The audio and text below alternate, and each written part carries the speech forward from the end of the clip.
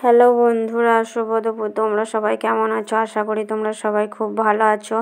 আমি খুব একটা ভালো নেই, আমার মনটা ভীষণ খারাপ।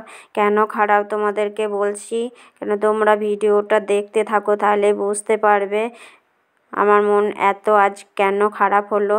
তোমাদেরকে সব শেয়ার করি, এটাও শেয়ার করছি তোমাদের কাছে। আর অনেকগুলো সার্ফও আছে, দেখতে পাচ্ছ এক বালতি একদম সার্ফও হয়ে গেছে।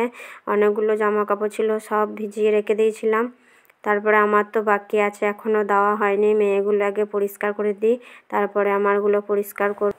বন্ধুরা, শীতকালে জামা কাপড় একটু নোংরা বেশি হয়, তেল বেশি মাখার জন্য। বন্ধুরা দেখো আমার কত বড় আজকে দুপুরবেলায় সর্বনাশ হলো।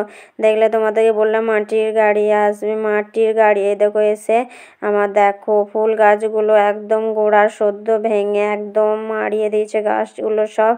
কত কষ্ট করে আমি ফুল গাছগুলো বড় করেছি। ফুল গাছে যদি কিছু হয় একদম বলো কারো ভালো লাগে?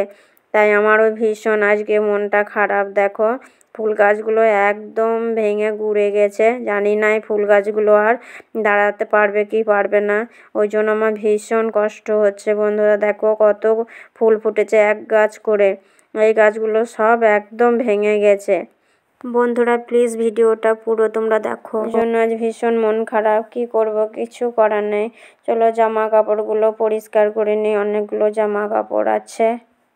জামা কাপড়গুলো নোংরা হয়েছিল তাই আজ পরিষ্কার করে নিয়েছি। মেয়ের স্কুলে ছুটি ছিল আজকে। এখন যা শীতকাল পড়েছে, শীতে জামা কাপড় একদিনে শুকাবে না, তাই আমি মেয়ে জামা কাপড়গুলো সব পরিষ্কার করে দিচ্ছি।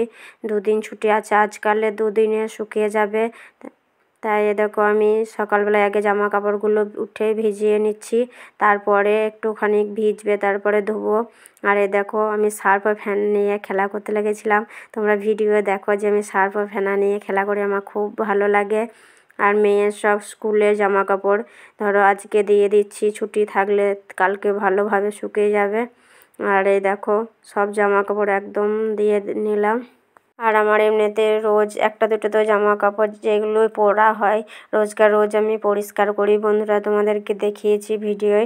আর আমি ভাবলাম আজকে যা জামা কাপড় আছে সব একদম পরিষ্কার করে দিই।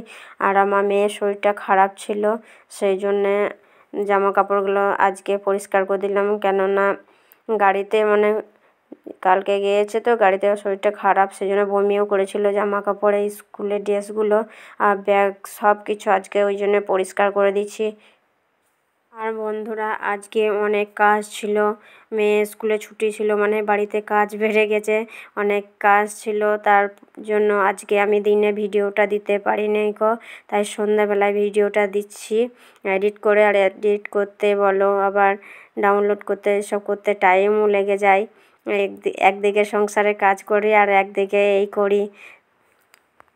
চলো তোমাদের সাথে কথা বলতে বলতে আমি সার্ফগুলো মাখিয়ে নিচ্ছি। আর বন্ধুরা সার্ফও মাখানো হয়েছে, এই কটা আছে আর দেবো না, ওইটা আলাদা করে সার্ফও দেবো। কেন বললাম তোমাদেরকে যে ওইগুলোতে বমি করে ফেলেছিল, সেই জন্য ওই সাইডগুলো সাইড করেছি। আর ব্যাগটাই দেখো ভিজিয়ে দিচ্ছি, ব্যাগটা একটু বেশি জল লাগবে, তাই দেখছি জল আছে, তাহলে এই জলটার মধ্যে ব্যাগটা সদ্য পরিষ্কার করে নিই আর শুকিয়েও যাবে। তাই আমি সকালে জামা কাপড়গুলো সব ভিজিয়ে দিলাম। চলো সার্ফটা রেখে আসি বন্ধুরা। সার্ফও রেখে আমি চলে এলাম।